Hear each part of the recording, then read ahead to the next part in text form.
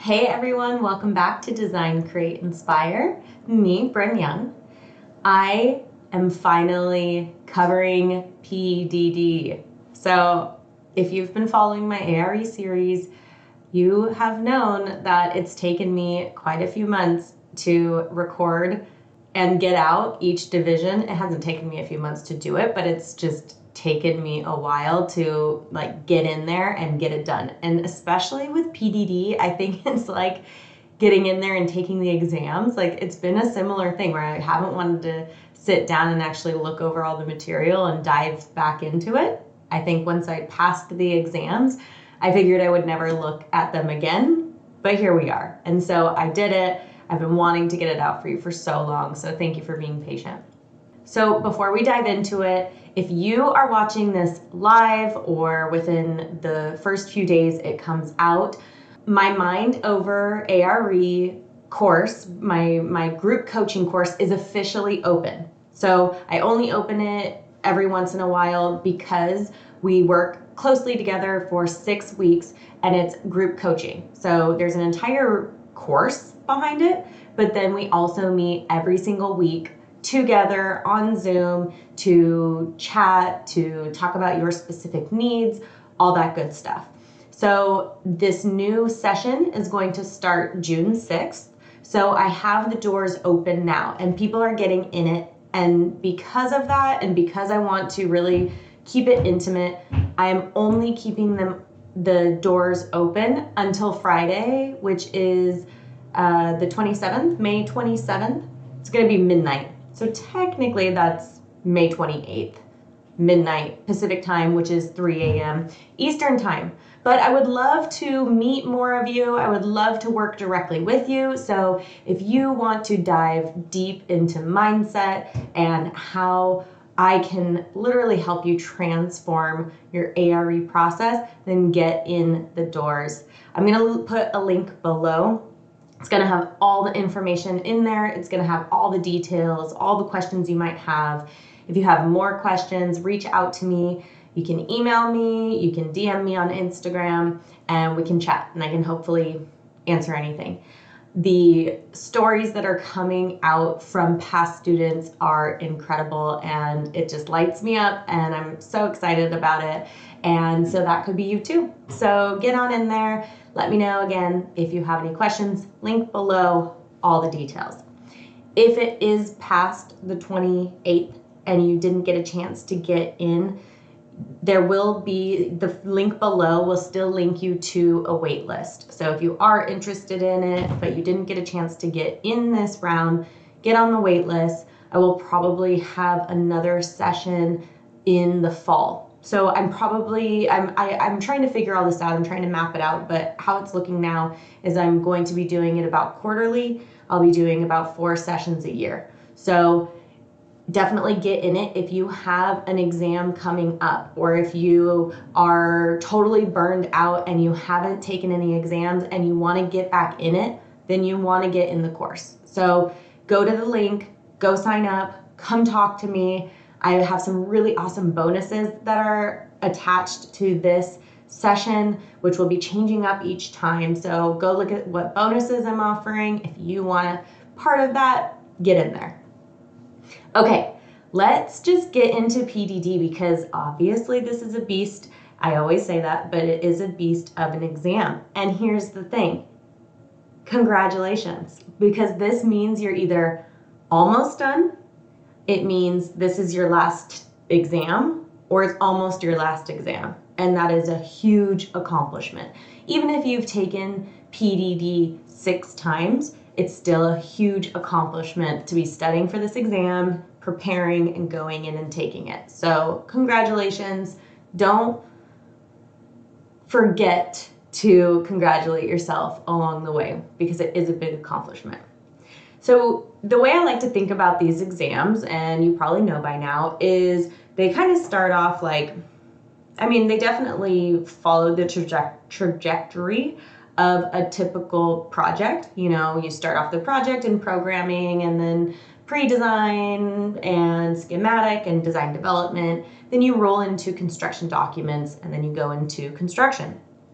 So PDD is really, we're in the documents, we're in the construction documents. And the other way I like to think about it is going from macro to micro. So we, in PA, we really looked at the overall concept, the site, the elements, the sustainability.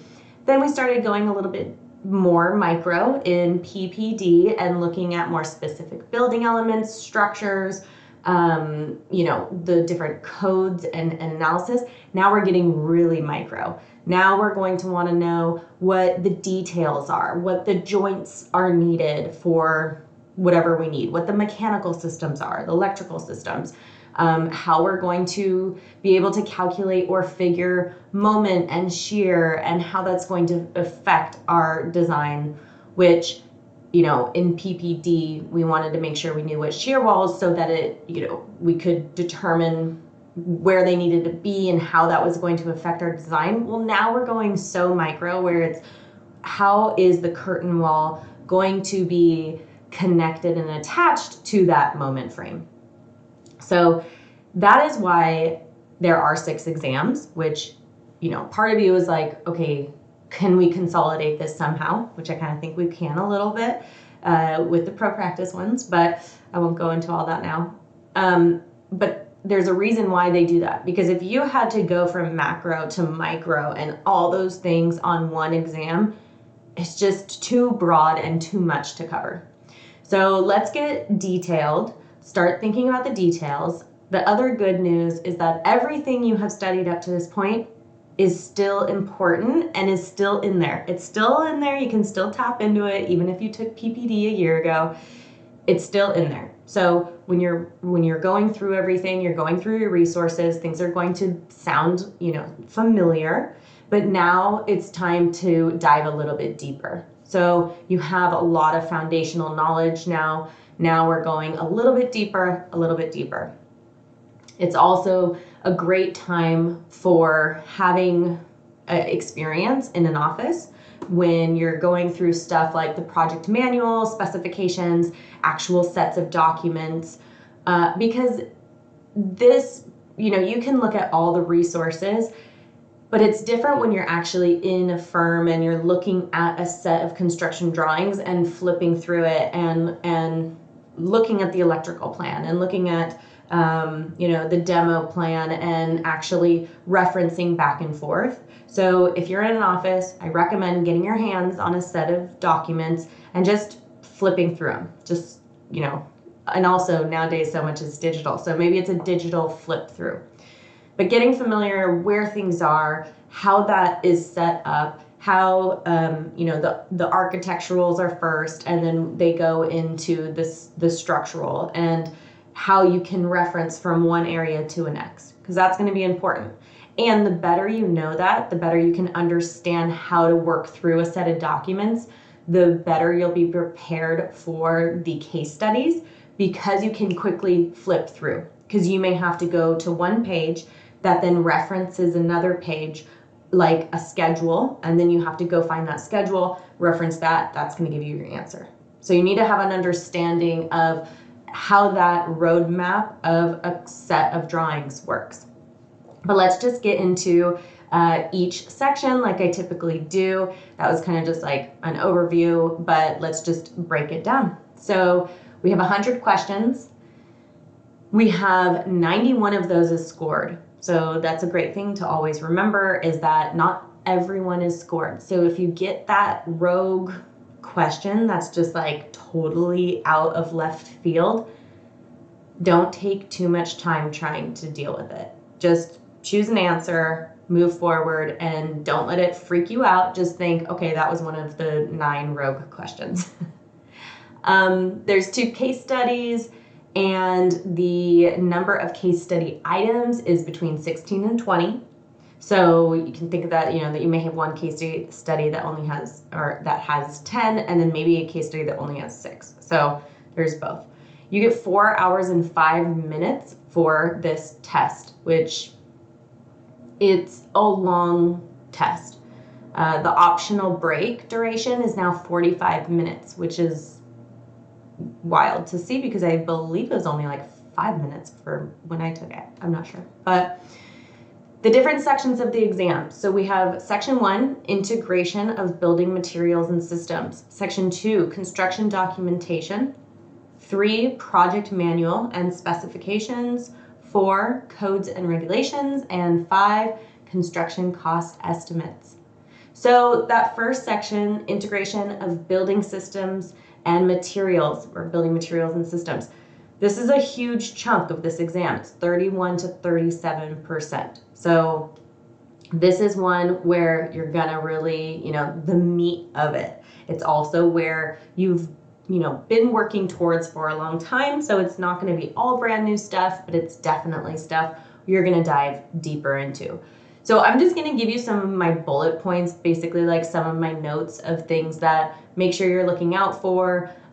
Make sure that you are including in your studying that helped me, that I've seen help other people. So one of those things is historic buildings. So we've seen historic buildings before. It's not our first rodeo, but now we're going to really have to understand what sort of details we can include or not include based on the historical significance of the building. Now, there may be a case where they're presenting something that isn't designated historical, but it's a very old building. And so that is something that you're going to want to understand what are the differences or the requirements for that. Is there a difference in requirements? Do you only have to do certain things if it's designated historical? So look into that a little bit.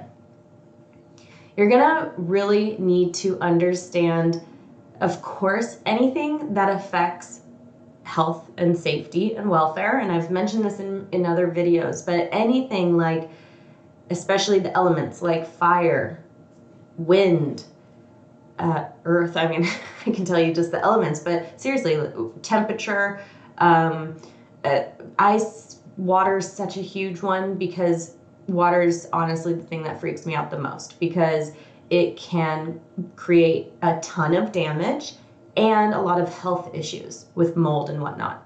So think of that whenever you're thinking through a question like, okay, how could this potentially affect the safety of this building and the health of this building or the occupants within this building, and how do I need to mitigate for that? So something like condensation is a huge one.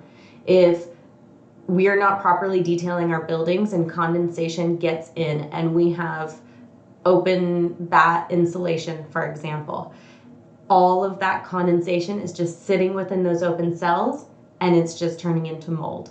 And now anytime there is, air or anything pushing through there, it's putting those mold spores into our body and into our building. And we hear that so often. We hear about mold health issues so often, especially in older buildings. And a lot of that has to do with moisture infiltration getting into cavities in areas where it's not properly ventilated, it's not properly sealed, all that stuff. So there's actually, especially with water, there's this combination that's really important between sealing it properly, but also ventilating it properly. So this is why in some details you'll see things like air gaps, because it allows air to properly filter through there to allow that condensation or water to dissipate rather than it sitting in there and being trapped. So these are things that are really, really important for you to understand when you're going through the details and understanding why we're detailing it a certain way. And that's why for these exams, if you do understand really why we're detailing it, for example, like that air brake, then you will be able to better understand what detail is needed. So don't forget anything that's affecting temperature and water, fire. So with temperature, things like insulation, how air moves and what different temperature of air moves. For example, how hot air works in a building versus cold air and how we need to facilitate towards that. How the temperature is affected on the outside, on the exterior of the building versus the interior. and what that relationship looks like. So if you think of an exterior of a building and it's a hot temperature, so it's high, and then you have the interior temperature and it's low. So in order for, what does that wall system look like? There's a bell curve, right? Or not a bell curve, a curve of the temperature going from that hot to the cold. And at what point in there does something like condensation happen? And how do we need to properly detail in order to deal with that? And one of the big things people talk about all the time that I definitely had to understand, and something that still comes up in my day-to-day, is that dew point and the vapor barriers. So where we can put our vapor barriers in our walls in order to protect from that condensation. So one rule of thumb that is an easy thing to remember, and you can use it, is that it's always placed on the warm side of the insulation.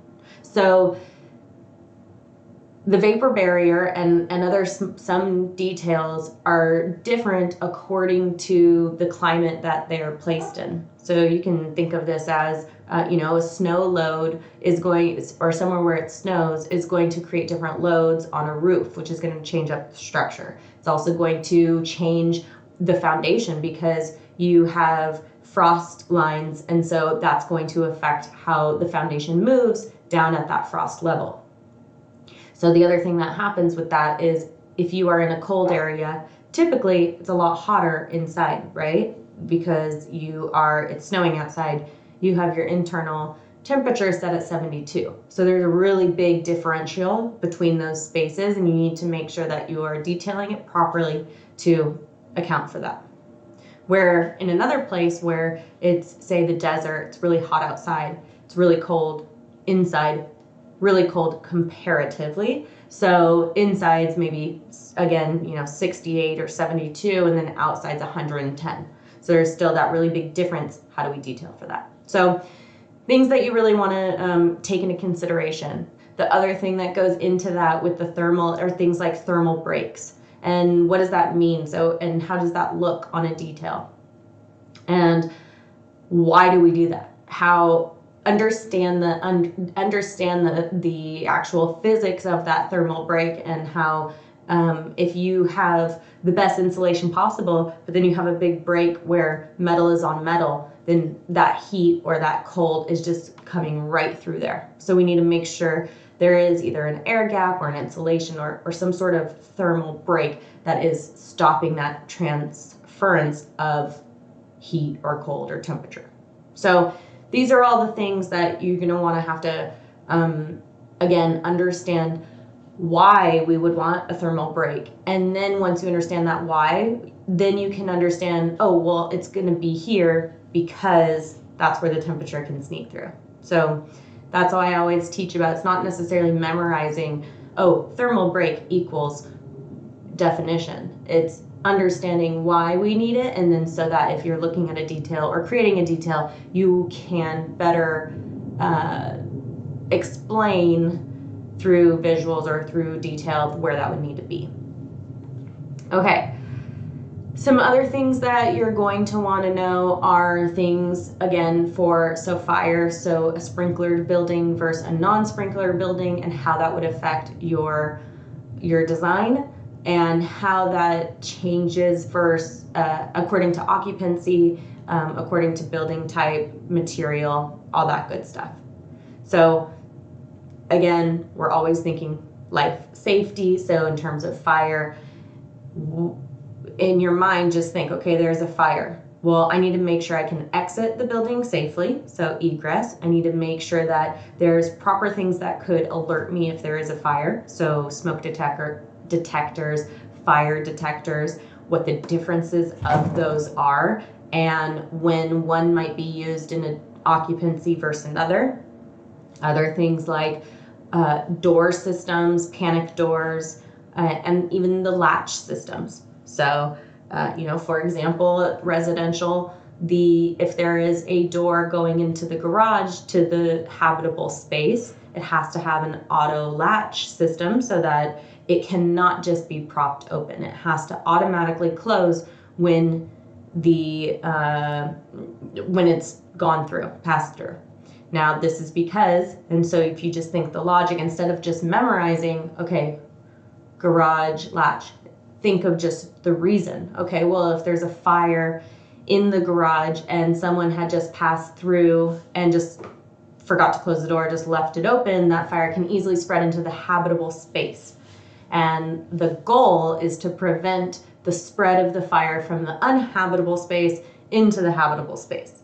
So you pass through it, it's auto latched, so automatically that door is closing behind you, it's fire rated. So there's a fire in the garage. Hopefully by the time it is aware that that's happening, something can be done so it's not spreading, or at least then the building occupants can escape safely. So that also goes into window sizes.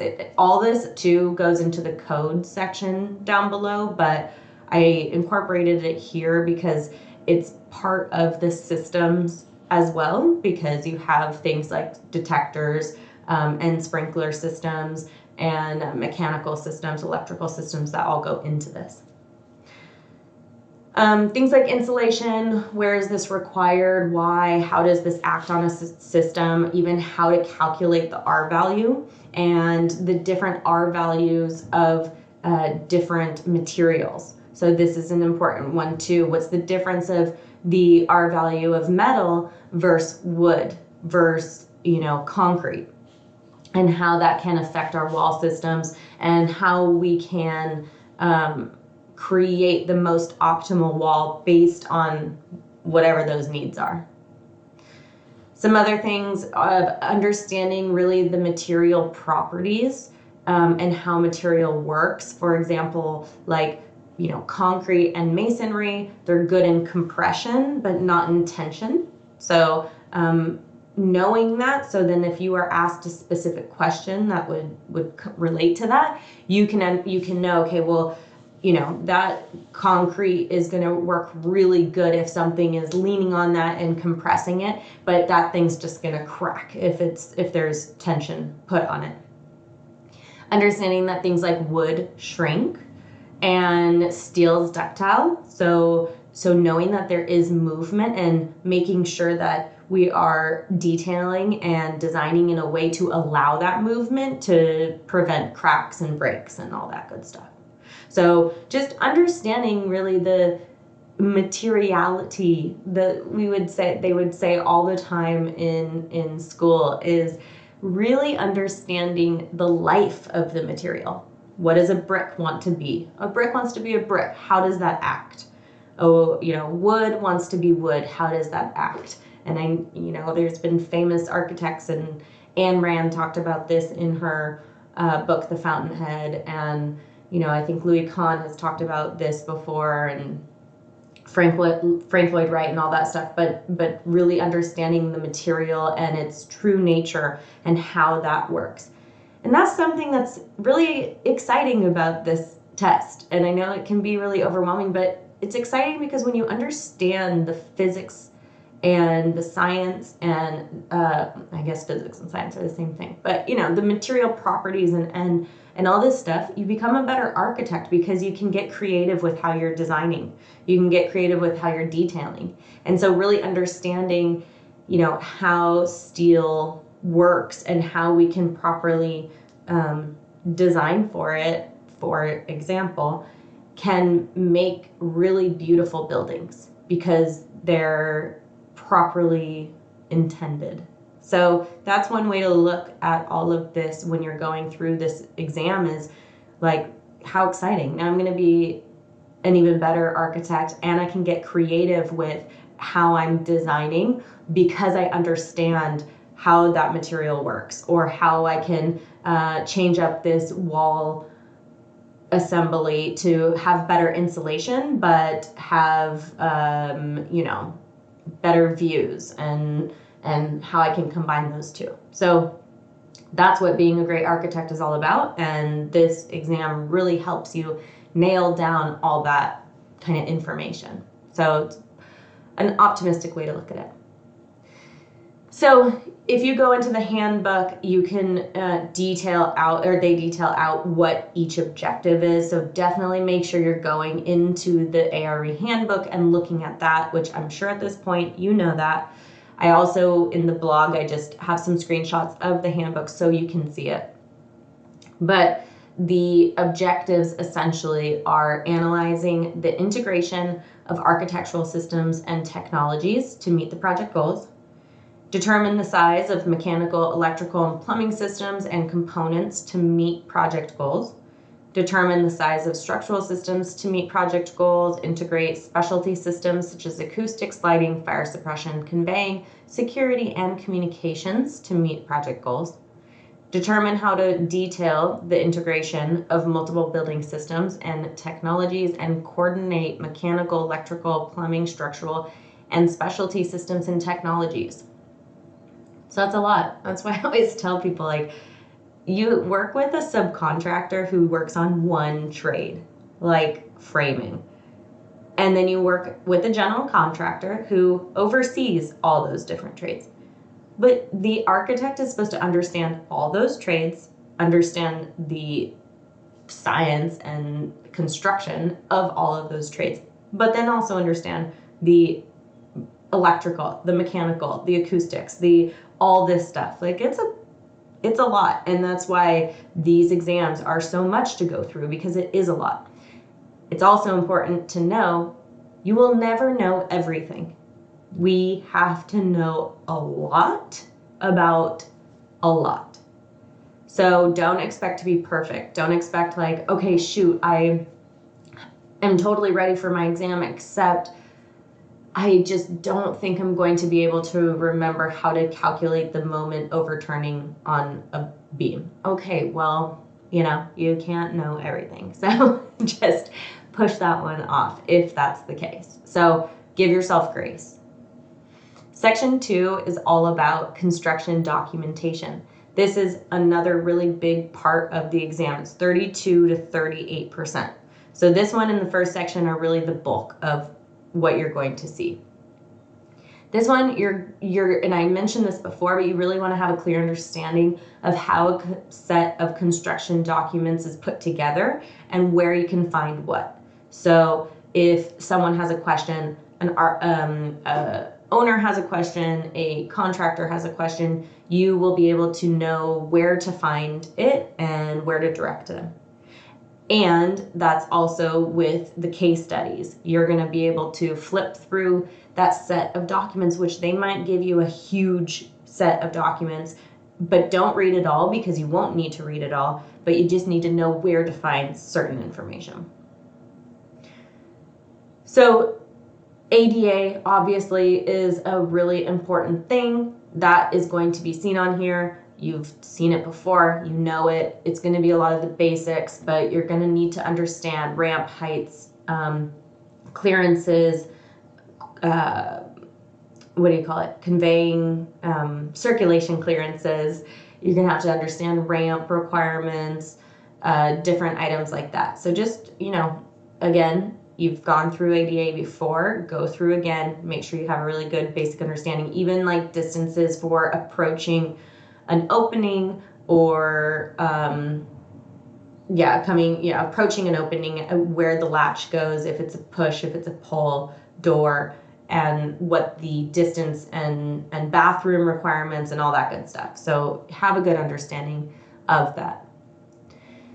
And now there's also going to be a lot of questions about details. So I've already mentioned this, but details are going to be a big one on this. Things like vapor barrier locations, air gaps, connections, flashing, material properties, like I mentioned, curtain walls, R values, U factors, K factors, understanding lighting details, and there's going to be a lot of questions on wall assemblies for things like fire separation and sound separation. So understanding acoustic properties and fire properties is super important.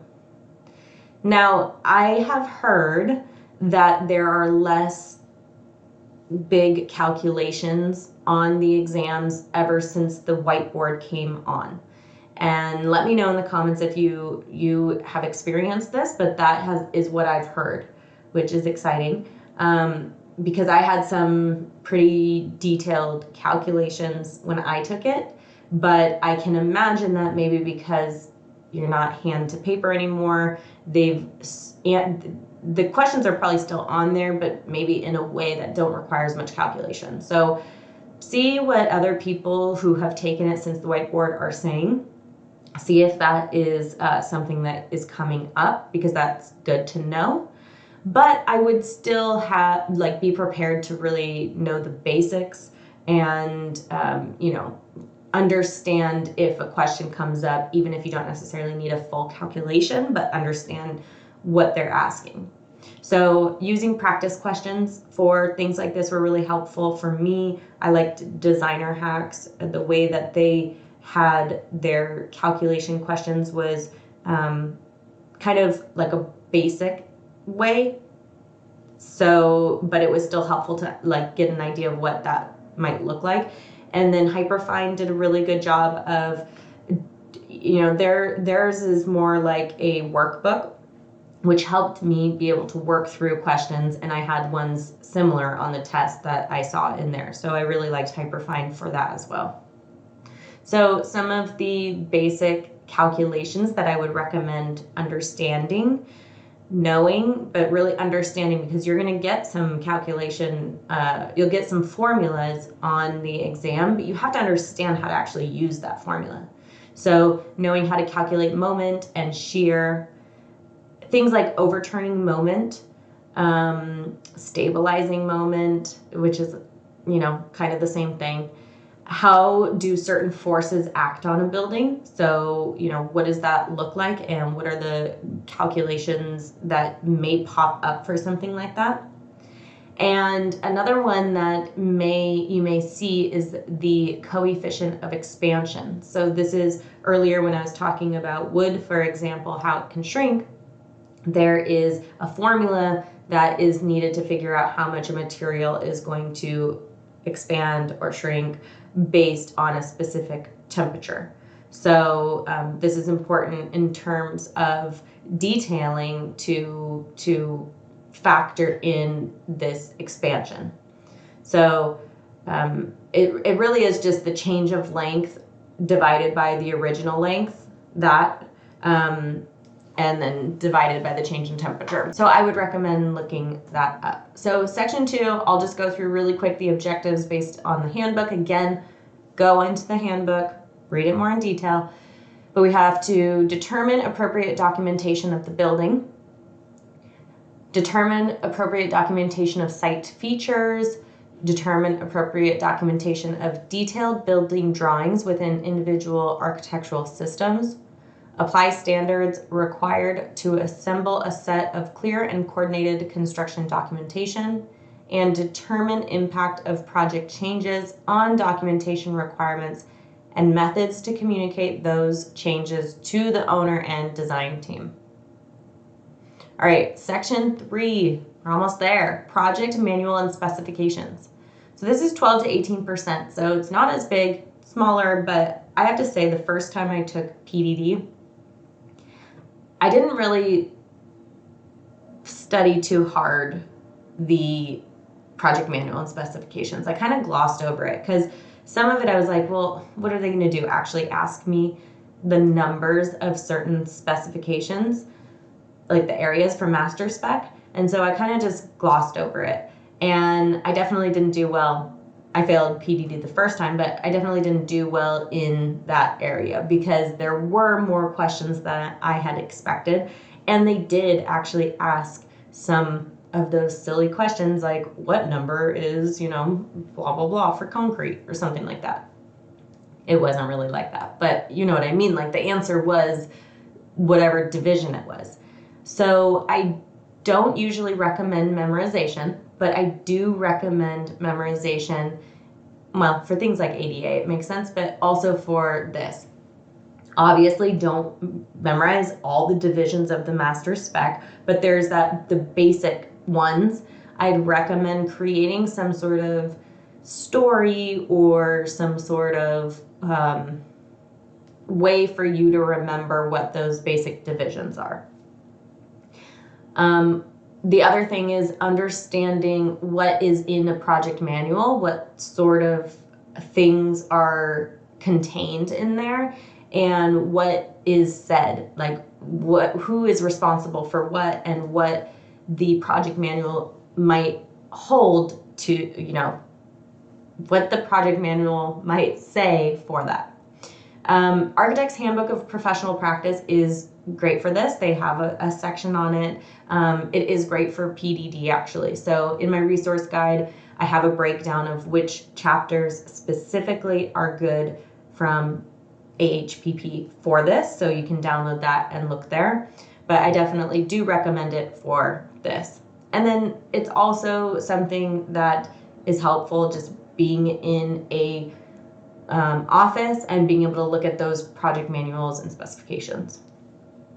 So the 3 areas of the objectives are identify and prioritize components required to write, maintain, and refine project manual, identify and prioritize components required to write, maintain, and refine project specifications, and coordinate specifications with construction documentation.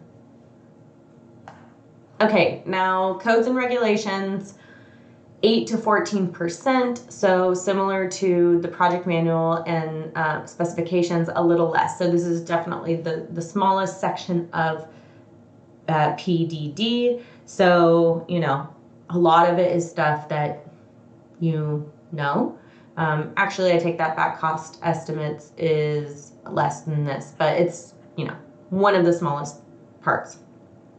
A lot of the codes and regulations we've been dealing with, we know, but really a lot of like the basics, and again, always be thinking of safety and health. So something like minimum bedroom requirements. What's the minimum to properly have someone living in that space?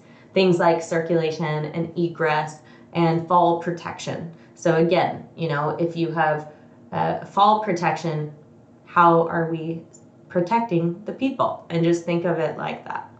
So we're going to determine adherence to building regulatory requirements for IBC at a detail level, and determine adherence with specialty regulatory requirements, again, at a detail level. So the IBC is an important one for this one, and don't forget, we are in the detail level now, so we're gonna think micro.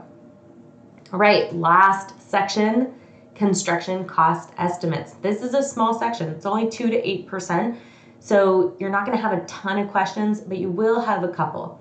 And what these questions might look like are possibly comparing 2 materials to each other. One is material A is a certain amount, material B is a certain amount, and maybe you need less of material B, but it's quite a bit more expensive.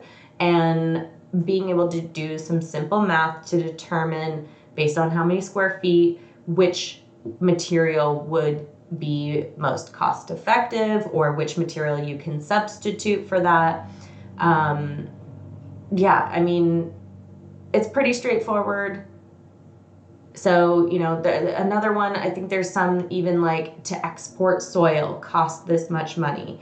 And so it might not be material, but it might be a actual construction thing that's needed to like exporting soil, and understanding whether that is a good choice for the design or not. So again, it's kind of simple math at that point, but just make sure you're really reading it properly. Don't forget units. If they ask you something in feet, the answer is in yards. Don't forget to convert it and make sure you are giving the right answer in the right units. That's a really important one. Okay, so those are the different sections. So super exciting. I'm going to give you some extra little tips that I have written down again, the IBC chapters. These I harped on during PPD. You're gonna want to know them again. You need to know your occupancy types. You need to know what type of fire separation is going to be needed between occupancy types. You have to know that stuff. Again, I harped on that for PPD, so you probably are familiar with it. Just go over it again. The chapters for IBC that you're really going to want to know, want to look at 3, 5, 6, 7, 9, 10, 11, and 29. 3, 5, 6, 7, 9, 10, 11, 29. And, again, historic buildings, ADA. One little quick thing that you can remember is 1 PSI raises 2.3 feet. Or if you think of it opposite wise, 0.433 loss per foot elevation. So that was just like a little thing that you want to keep in mind during this. So don't forget, I've said this 1,000 times, but I'm going to say it again. When you're reading your question, first of all, take out the fluff, take out any filler words or filler nonsense that literally has nothing to do with what they're trying to ask. And look behind the question. Look at what they're really trying to get at. Look at really what they're trying to understand, not what they're trying to understand. Look at what they're really trying to ask. And sometimes if you look at a question and you're having a hard time being able to really tap into that, look at the answers. Because sometimes the answers will give you a better idea of what the question is asking. So don't forget to do that. Don't forget, not every exam is the same. So if you get the exam from hell, don't stress about it. You might still pass. Don't let it freak you out if like the first 5 questions you have no idea what it's asking. It happens. And know that if you don't pass the first time, that's okay. You'll get to go in there and take it again. And it might be a test that feels totally easier. So a lot of times that first fail can really paralyze us from going and taking it again. But just know that either it's going to be the same test, so you've already done it and you're going to do great, or it might be a different test and it might be easier and you're going to do great. So all is good.